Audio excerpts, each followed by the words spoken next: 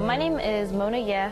I work at the Gandhi Brigade. A lot of times I walk down the street and definitely people will shout things like konnichiwa and things like that. And I'm like, dudes, I'm not even Japanese, I'm Chinese. But, you know, the point is that they just want to kind of shout and be disrespectful and they want to, you know, bother someone else. So things like that happen on quite a regular basis. And I don't know, it's kind of annoying because you want to say something every time and, you know, take that as make it a teachable moment, but after a while when it happens so often you just get tired of it and you lose the energy.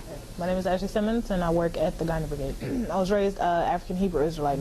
I was pretty much raised in it. I mean, my mother found the faith when I was 4, so she was really gung-ho. So it's a certain way people dress.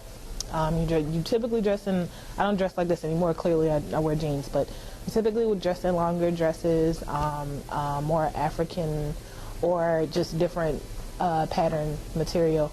So it's definitely different when you walk down the street like that. You definitely get some, I don't know if side eyes, but you get some looks. You get some, ooh, either it's, ooh, you look so beautiful, or, oh, what is she wearing?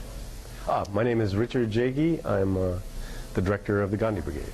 I really like kids, and so I would walk by this house. I had to walk there every day to go to work. And there was a little kid, maybe 2 years old, but every time that kid saw me, he would just start screaming and crying like he had just seen the werewolf. And so, you know, I look a lot different. I had a beard. I was a little scrubbier then. But Nepalis didn't have beards, and so anyway, to him, I was like another creature. And so it just kind of reminded me that everybody thinks that they're normal, but then if you're in a place where you're a different normal than everybody else is, you're reminded that you're different. My name is Sarah Whitelock. I'm a youth media trainer at the Gandhi Brigade. I've been called, you know, I don't know, can I swear? I mean, okay, I've been called the N-word. I've also been called a dyke because I'm a lesbian, and both of those instances, it's happened a few times, and it's very hurtful. Yeah, I remember it very, very well. You know, in some form or another, it gets judged and faces and some kind of prejudice, black, white, gay, straight. Bullying is a problem. I mean, that's like the umbrella to this, pretty much.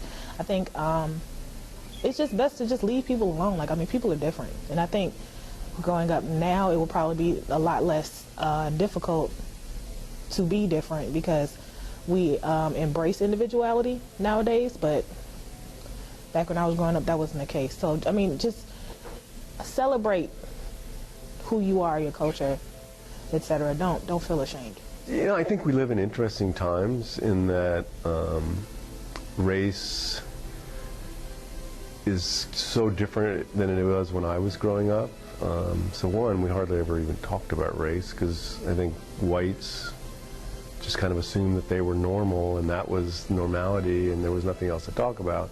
Now we live in such a diverse culture that we have a lot more conversations about race, which is important, and then we also, seems like we get past race in some ways too. To remember that, you know, ignorance is bliss, and knowledge is power. So if you know in your heart that these are just words being used to hurt you, you have to understand that